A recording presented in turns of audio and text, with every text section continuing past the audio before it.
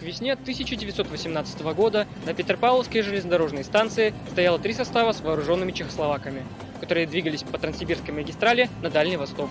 Предполагалось, что далее на кораблях они будут доставлены во Францию. Однако чехословацкий корпус был втянут в чужую гражданскую войну.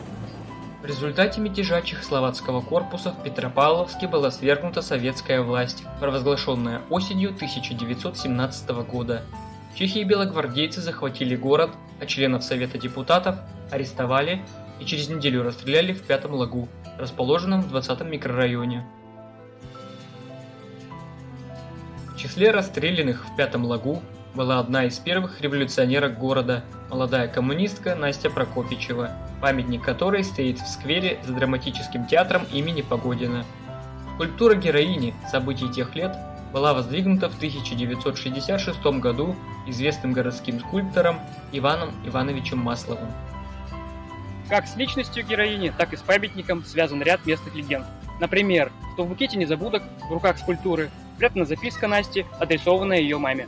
По легенде, идя к месту казни, Настя через знакомого конвоира передала своей матери букет цветов с запиской: «Погибаю за светлое будущее.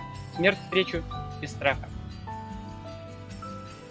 На сегодняшний день многие жители Петропавловска, в частности молодое поколение, не знают, в честь кого был возведен данный памятник. К глубочайшему сожалению, отдел по охране памятников признал Настю идеологически устаревшим персонажем, а ведь когда-то скульптура играла важную историко-культурную роль в жизни нашего города.